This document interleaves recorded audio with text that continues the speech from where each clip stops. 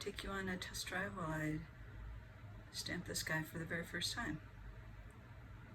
Let's see if it works. It is, by the way, it's a 1/2 inch, so 12.7.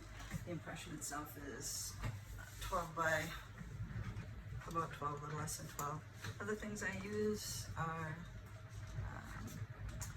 a well-used polishing pad, Sharpie Magnum for patina, and especially for test impressions. And then this is after, when I'm done with the stamp, I will sand it and use a polishing pad on it. You also would want to use like a brush to, I also use a brush before I send it off to clean off the debris. And then I'll tap it on some wood to assure that things are popped out. Alright, and then other things, I've got a 2.5 pound trusty cook hammer. Use a Delrin. I've got paper for multiple reasons. I could use leather for some stamps. I'm going to choose craft foam as the underlayment in this case. You want a smooth block, because anything that's on the block can work its way up into your impressions. So you generally, yeah. And then on the craft foam, I'm going to choose an area that is not yet flattened. Actually, let me cut this off quick. Let's get it in my way. There you go. This is 26 gauge, ultra soft, or dead soft, excuse me. I choose not to anneal it. You could, people do, whatever works for you is wonderful. Let's take this, face it in somewhat sensible direction here.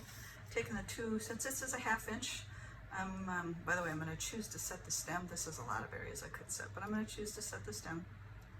And I'm going to lean a little bit this way, a little bit, and then we'll take a look at the bottom to see how it looks. I'm going to use a 20, since it is a larger stamp, I'm going to use my 2.5 pound, and I'm going to not really choke up on it. Alright, push down, keep it flattened, hit the stem part, boom, opposite side, boom. North, south, east, and west. Oops, I slipped again. Alright. No, my chair is not tall enough again. Come here. There we go. Alright, so what I do then is I'll turn it around and hit again. Take a look at the bottom. That actually looks pretty good. I'll show you now. You can see, if you look at the bottom, you can see that, I think you can see, let's see here, that this part right here needs to get hit just a little bit more. So, and that would be this side. So this side, and my preference is that I hit this way. Actually, you can see here that I haven't. So I'm going to whack that. Take a peek at the bottom. Let's give that one more so it's more even. That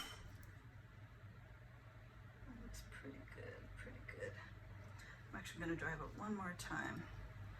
Trying to do I sometimes will do the opposite, like hit it this way, which is part of the reason why I'll sometimes slip both directions. All right, that looks excellent. That opposite hit, after it's set and everything, if you chose that as your first hit, it could be a little precarious.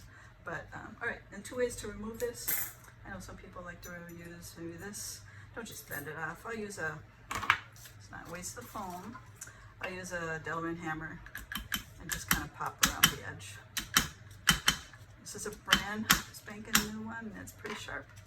But all right, actually I'm pretty happy with that. I'm gonna flatten it. Not flatten it, but just, you know, like metalsmiths, like we know how to do. And I might take a look at some of the corners here. Selectively bend them down a little bit. Alright, that looks great. And I'm choosing again the paper, so I'm not bringing the details of here up into the impression. Let's slide that off the side for a second. I'm actually going to choose, let's see if, I'll take a look at it now. Then we are going to I'm going to quickly patina it so I can have a better idea of how it looks. So far, I think it looks all right. I'll examine it more closely. We'll just keep going here in the video. It's not much fun for you to watch me look at things. All right. Patina. Okay.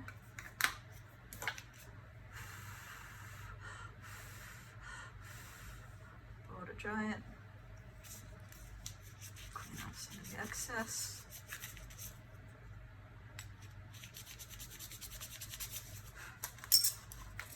Clean off more of the excess with this polishing pad.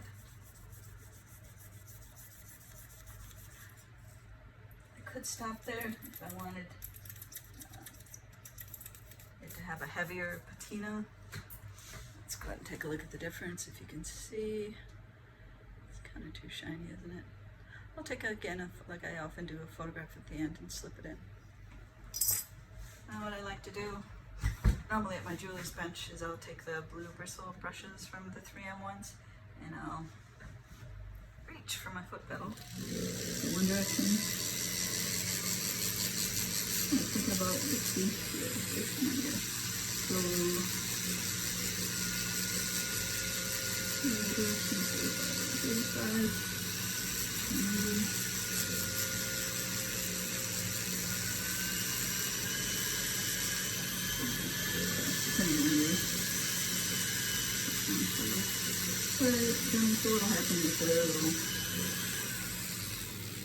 leave it in the, I like it, it looks really good.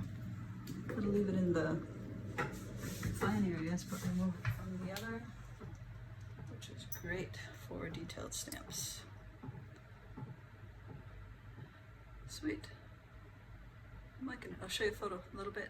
All right. Thanks for coming along with me.